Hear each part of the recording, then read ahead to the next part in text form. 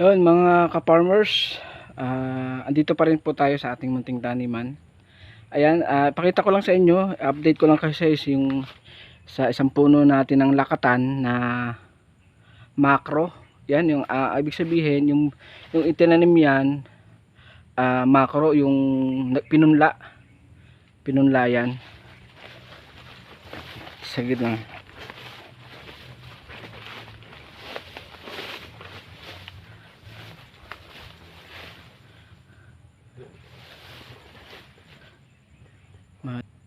Yan guys, yung puno yan ng lakatan, itanim yan, macro yung ipinunla na galing sa DA yan Department of Agriculture. May mga binigyan dito, nakahingi naman tayo ng ilang dalawang plastic lang yata yung nahingi natin noon. May nagbigay na taga Department of Agriculture, nakahingi naman tayo doon sa binigyan na mga dalawang puno lang ng macro na lakatan. Kaso yung isang tinanim natin ay hindi nabuhay, isa lang ang tumuloy. Yun yung lakatan ngayon na binawasan natin ng subwal. Yan, may mga subwal na uli, yan ay lilipat natin yung subwal na yan. Kaya may ngayon yung may buwig na yung isa, yung nakuha na natibaan ko na yan, yung pinakamadar niya nakuha ko na noon, matagal na natibaan ko isang buwig pa lang ang natitiba natin galing sa macro na lakatan. Ayan, yan, malaki yung puno, malaki yan, macro yan, lakatan. Kung makikita nyo sa mga naglalakatan na sa Mindanao, yun mga macro na lakatan. O meron naman sinasabi na tissue yung pinunla nila. Ewan ko paano ang ginagawa nila yon, pero yan ay macro. Ayan, yan, dyan tayo kumuha ng subwal na ating inilipat na ito. Meron na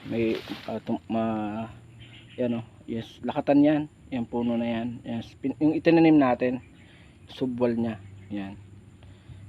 Yan, sabi ko nga yan, tuloy-tuloy lang natin. Babawasan natin to, ililipat natin uli yung kanyang subwal kasi sabi hindi gumaganda yung maliliit yung magiging buwig niya kapag hindi natin siya binawasan, kaya babawasan natin. Pero yan naman, nalagyan ko na ng pataba nung nakaraang buwan at inisprayan na rin natin ng foliar. Yan, inispray natin yung golden foliar golden green, yun ang ating inispray na sa mga dahon. Yan, pati sa puno, kahit saan yung mga tanim natin dito, inisprayan natin ng foliar.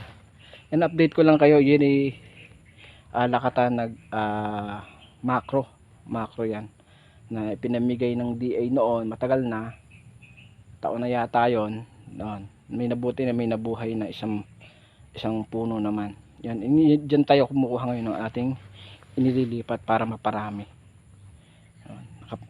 Nakapaglipat na tayo ng ilang puno, yan, kaya babawasan pa natin para ramahin natin yung lakatan na ganyan. Ayan, malaki yung buwig nya na lakatan na yan. Isang beses ko pa lang naman siya nakuhanan. Yun, abangan nyo po. Yan pag natanggalan natin ang puso yan, ang sabi doon sa napapanood natin ay 70 days bago siya matiba. 70 days bago siya makuha natin yung buwig niya. Ayan, pagka lumabas na yung saging niya at natanggalan natin ng puso, bibilang tayo ng 2 buwan bago natin siya makuha. Matagal, pero meron tayong inaasahan na maaani, di ba? Yan, may makukuha tayo, meron tayong mga ipagbibili at bibili natin ng kung anong kailangan natin sa bahay. Pwede rin naman pangkain natin, di ba?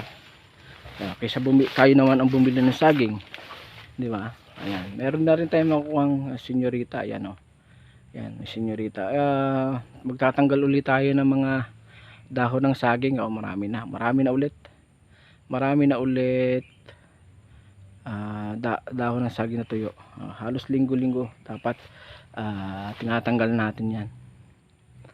Yan, dapat linggo-linggo tatanggalin natin. Pero na rin tayong tatanggalan ng puso, di senyorita. Yan. Pwede nang tanggalan yan. Ilang piling na rin yan. Malalaki naman ang piling nya. Ayun, oh, ilang piling ba yan? 1, 2, 3, 4, 5, 6. O, 6. Pwede na yung 6. 6 na piling na senyorita. Ayan. Meron na tayong makukuha senyorita na 4 na buwig. Tapos meron na rin akong nakikita nga tundan, 1 buwig. Di meron na tayong makukuha bali 5 buwig na saging. Pero baka meron pa, hindi ko lang siguro na ikot lahat pa.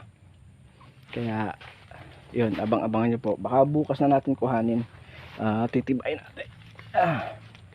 Ayan. Time check nga pala, 1 PM na. 1 PM na lagpas ng hapon. Yan. 1 PM na ng hapon. Yung oras ngayon. Kaya yan, abang-abang po sa mga mangyayari. Marami pong salamat.